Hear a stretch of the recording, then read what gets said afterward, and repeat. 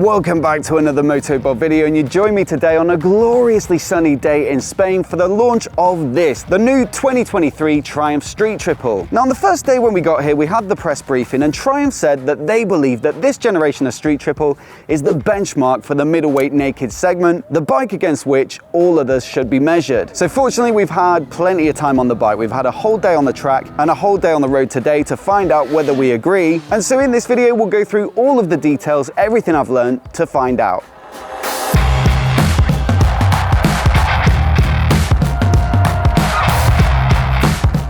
Now in this 2023 Street Triple lineup, we've got 3 models. So there's no longer an S. That used to be the most affordable and least powerful version that was a bit of an entry point. That's kind of been replaced by the Trident 660, which does a great job of serving that market. And so now the most affordable Street Triple is the R at 9,595. Now sitting just above that at 11,295, you've got this, the RS. And naturally, you get a slightly more premium and sporty spec and finish. And then right at the top, you've got the Moto2 limited edition, which was of course built to celebrate their involvement in that championship through being the engine provider. And so you get things like an Öhlins fork, you get clip-on bars for a racy riding position, you get a beautiful machined top yoke, plenty of bits of beautiful looking carbon bodywork, and then a couple of paint options that really do pop. But unfortunately, all 765 of each color variant have sold out. Well, I say unfortunately because we don't get to ride them, probably fortunately for Triumph that they've all sold out. But yeah, we've had to make do with the humble RS on track yesterday and mostly on the road today, and so that's what I'm going to focus on in this review. I should add though, there'll be a separate video coming later where I compare and contrast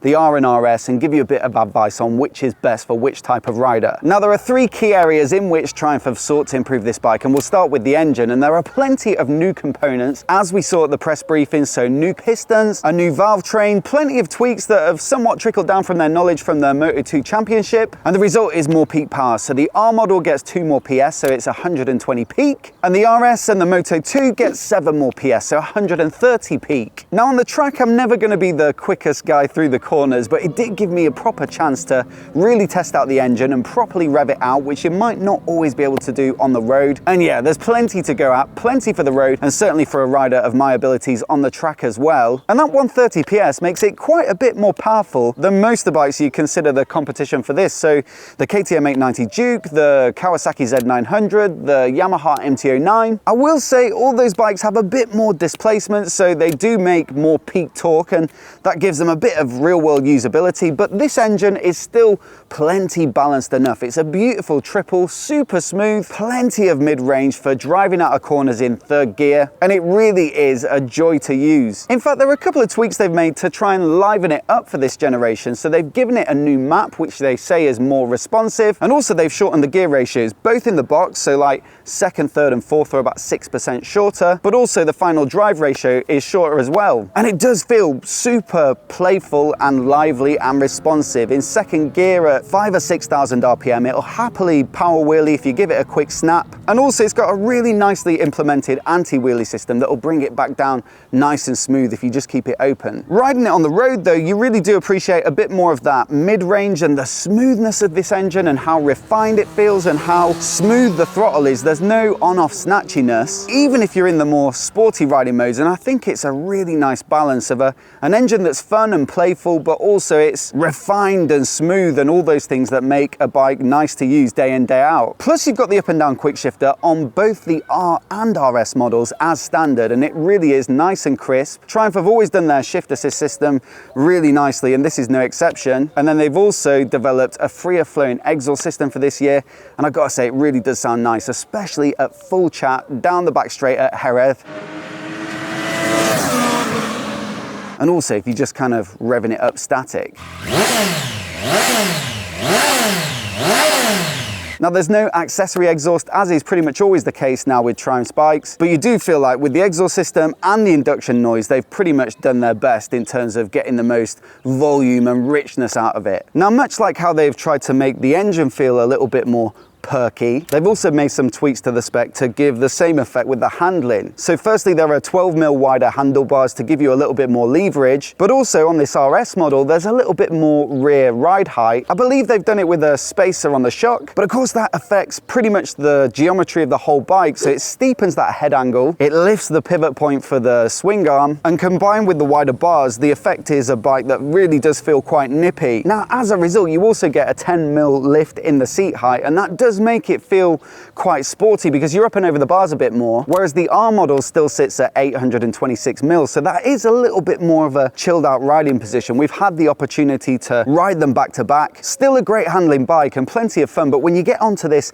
RS, everything just feels a little quicker, a little sharper, and a little bit more engaging. Same story with the brakes as well. So now you get Brembo Stylema calipers, so pretty much their top draw calipers. And then you've also got the Brembo radial master cylinder. That is carried over from the previous gen, but yeah, there's a little bit more braking performance. Suspension has stayed pretty much the same as the previous gen. So a Showa big piston separate function upside down fully adjustable fork, fully adjustable Öhlins shock, excellent ride quality as you'd imagine, but it's that 10mm up at the rear that's made the difference to this bike. Now, the other big area of improvement for the new Street Triple is with the tech, and both the R and the RS model now get a 6-axis IMU, which feeds into lean sensitive ABS and lean sensitive traction control, and so trying for claiming a notable improvement in the behavior and performance of their rider aids. Now you get 5 riding modes on the RS, so Rain, Road, Sport, Rider, which is a custom mode, and also Track, which gives you track specific tunes for the ABS and TC to make sure that they're not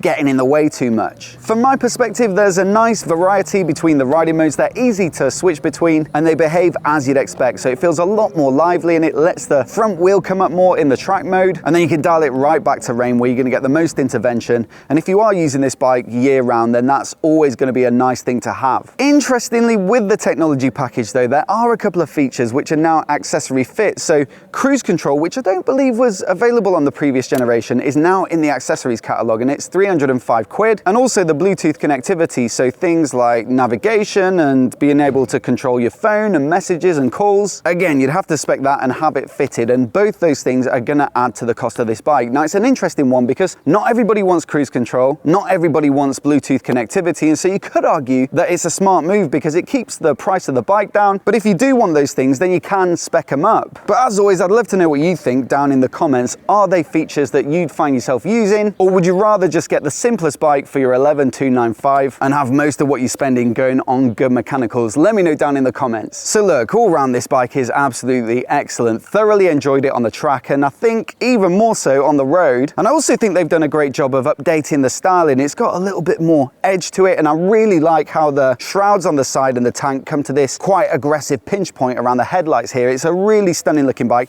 especially in this red. And honestly, there's really not much that I dislike about it. The only thing I will add is that they have reduced the fuel capacity. I believe it's because it's now a plastic cover rather than an aluminium tank, and so you've got a smaller metal tank inside there. 15 litres now, down from 17.4, so you do get a bit less fuel range. And also it might have gained a kilogram or two. It's hard to tell because previously they published dry weights for the previous gen. This one they've published wet weights, so maybe there's a slight change there, but I really feel like I'm nitpicking. This is such a great bike for the money, and while there are other great options out there that I'd thoroughly recommend test riding if you are buying a middleweight naked, you know, I think Triumph's claim that this is the benchmark is pretty fair. As always though, I'd love to know what you think of it down in the comments below, and if you're new here and you want to see more videos like this, please do hit subscribe, and I'll see you in the next one.